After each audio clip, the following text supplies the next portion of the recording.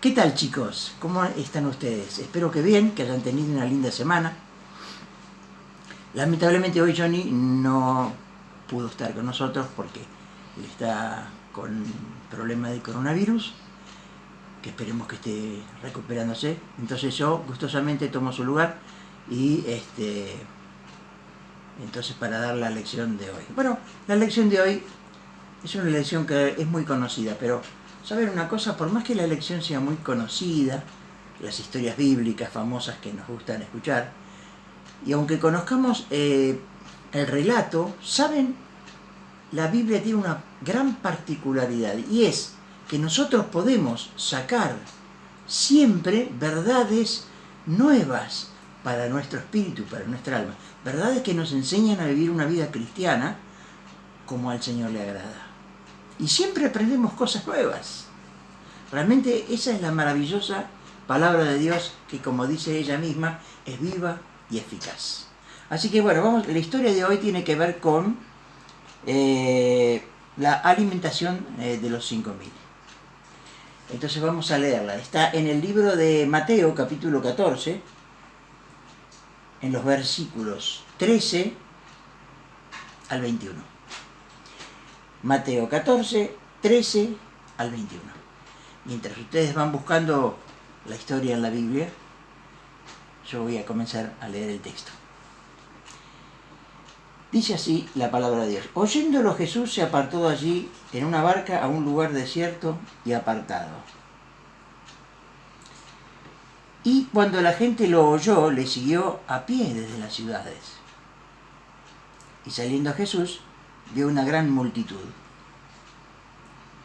Y tuvo compasión de ellos, y sanó a los que de ellos estaban enfermos. Había mucha gente. Cuando anochecía, se acercaron a él sus discípulos, diciendo: el lugar es desierto, y la hora ya pasada. Despide a la multitud para que vayan por las aldeas y compren de comer. Se hacía tarde y había que comer. Jesús les dijo: no tienen necesidad de irse, dadle vosotros de comer. Yo me imagino la cara de los discípulos, nosotros. Y ellos dijeron: no tenemos aquí sino 5 panes y 2 peces. ¿Se imaginan? 5.000 personas, que en realidad después les voy a contar que según otros evangelios se estima que eran casi 10.000 personas, porque algunos evangelios no cuentan las mujeres y los niños. Y si hacemos cuenta más o menos, alrededor de casi 10.000 personas. Es increíble, una multitud increíble. Más para un pueblo, ¿no? Tan chico. Y ellos dijeron: no tenemos aquí sino 5 panes y 2 peces. Él les dijo: traédmelos acá. Entonces mandó a la gente recostarse sobre la hierba, y tomando los 5 panes y los 2 peces, y levantando los ojos al cielo, bendijo, y partió y dio los panes a los discípulos, y los discípulos a la multitud. Y comieron todos, y se saciaron, y recogieron lo que sobró de los pedazos, 12 cestas llenas. Es decir, comieron casi 10.000 personas, se saciaron, o como decimos nosotros, se llenaron, ¿no? Y todavía les sobró 12 cestas de pedazos. O sea, por si venían más, había. Y los que comieron fueron como 5.000 hombres, sin contar, y lo que yo les decía, las mujeres y los niños. Así que casi 10.000 personas, 9.000 y 10.000 personas. Así que esta historia es muy conocida, y seguramente ustedes dirán: yo la conozco esta historia. Pero, ¿saben? Nosotros siempre podemos sacar cosas nuevas.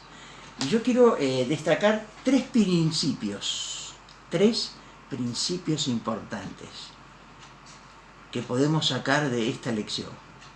Esto ocurrió hace prácticamente 2.000 años, pero como dije, a diferencia de otros libros, la Biblia es un libro que, como ella misma dice de sí misma, es viva y eficaz. Es decir, siempre actual, es atemporal. ¿Qué ¿Qué significa atemporal? Que no tiene espacio en el tiempo, no envejece. Si fuera un pan, sería un pan que siempre se puede comer y no se pone feo. ¿Comprenden? Entonces, eso es lo que diferencia la Biblia del resto de los libros. Entonces vamos a ver 3 principios importantes que podemos sacar de aquí. El primer principio nos dice que Dios puede hacer cosas imposibles. Es decir, lo que para la Biblia dice claramente, lo que para los hombres es imposible, para Dios todo es posible. Por eso es Dios. ¿No es cierto? Es decir, ¿cuántas veces hemos pensado, le pedimos al Señor algo y decimos, ay Señor, yo te pido tal cosa, pero mi papá por ahí no me lo va a poder comprar. Yo quiero, no sé, una bicicleta, una bici. Yo quiero, no sé, algo que a ustedes les guste. Y ustedes dicen, ay, me gustaría tenerlo. Pero no creo. Bueno, crean. Porque por ahí Dios, en su soberanía y en su misericordia, decide sorprenderlos con la bicicleta que pidieron. Atención, espero que no le estén pidiendo una bicicleta a vuestros padres. No quiero poner en compromiso a los padres. Pero estamos hablando de Dios, no de los padres, sino que estamos hablando de Dios, de alguien que puede hacer todo lo que es imposible, posible. ¿Recuerdan alguna situación en que le hayan pedido algo a Dios y que ustedes creían que por ahí no se iba a dar y se dio? Bueno, eso significa que Dios puede hacer las cosas imposibles, posibles.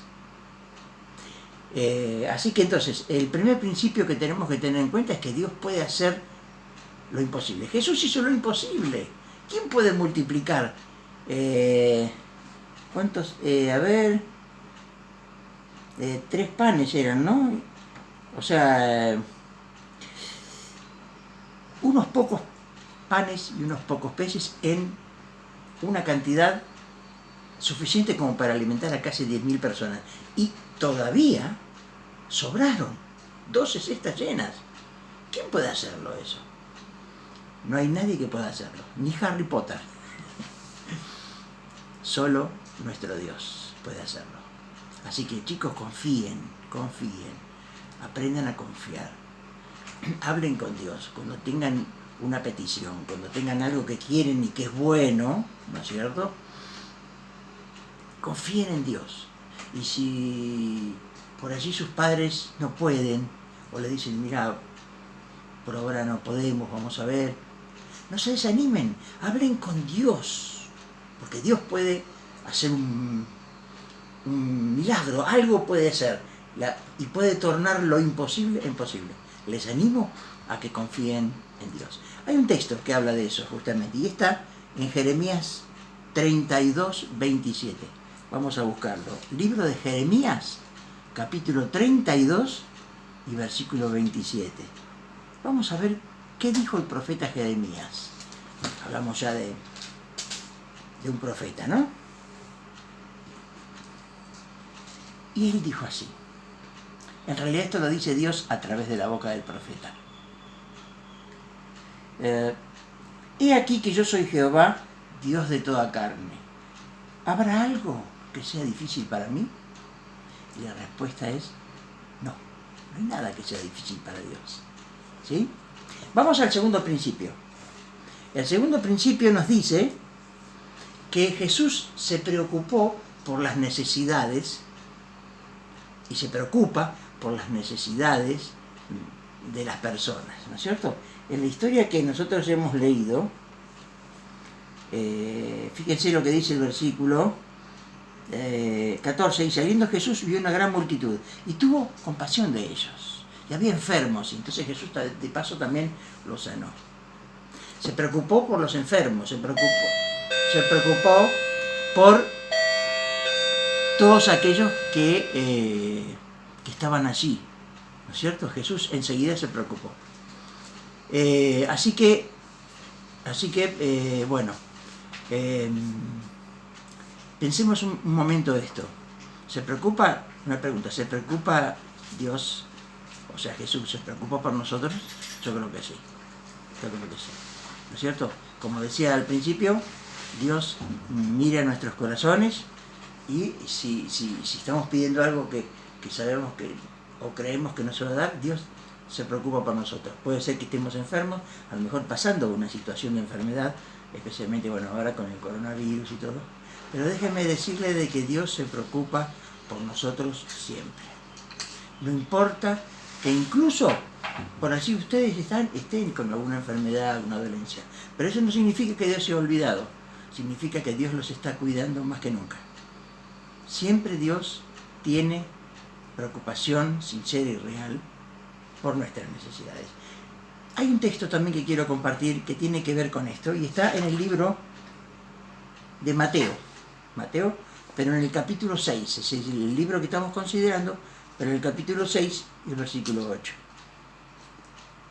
Y veamos lo que dice.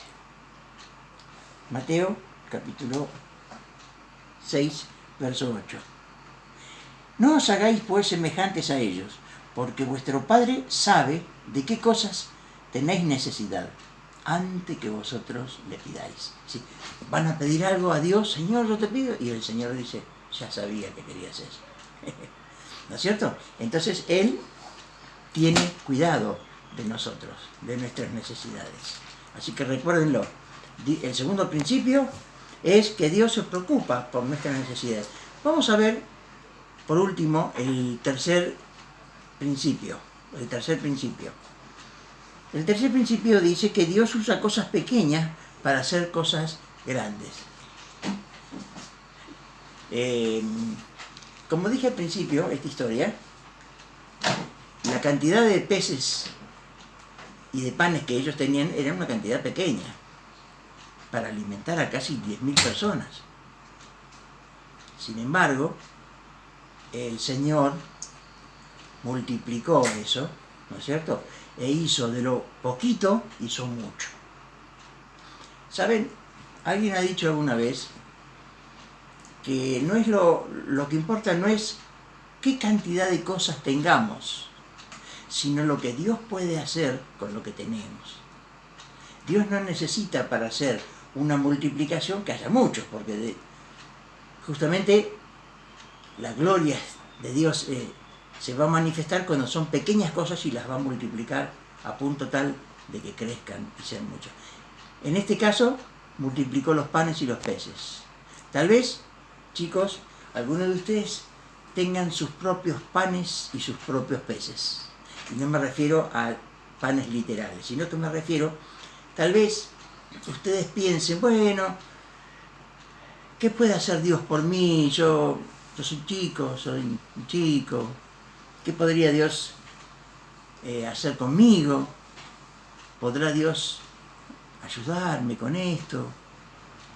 Dios, de lo poquito, hace mucho, siempre, siempre.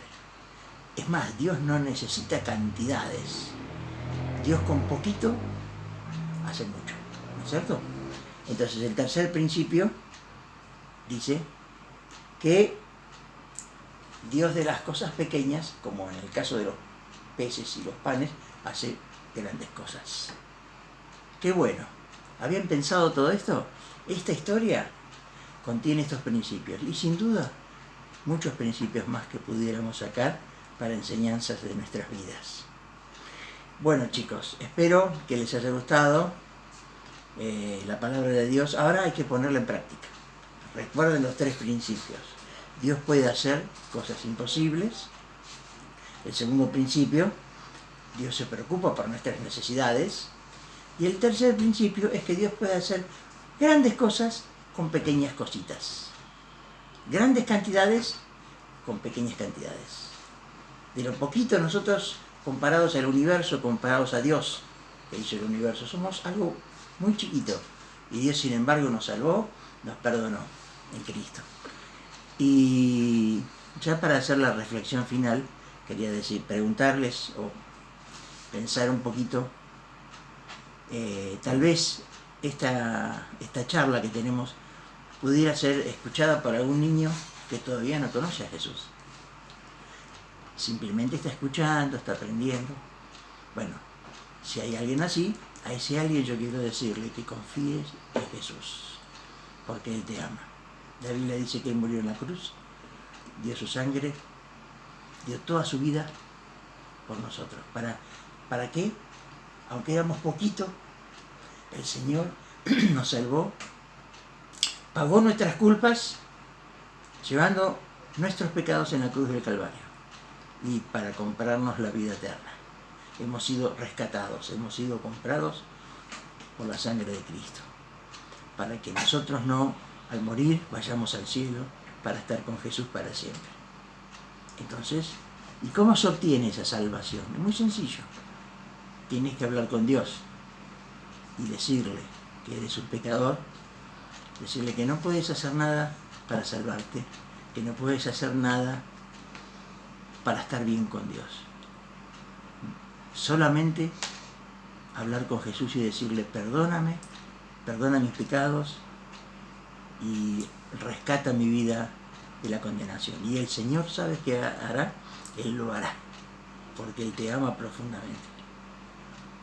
Así que tenlo en cuenta. Bueno, chicos, espero que les haya gustado la historia y recuerden los 3 principios que aprendimos.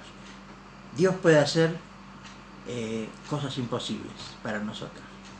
Dios se preocupa por nuestras necesidades. Y también Dios usa cosas pequeñas para hacerlas, multiplicarlas, hacerlas muy grandes. Bueno, chicos, nos vemos el próximo fin de semana. Muchas bendiciones del Señor, que tengan una linda semana.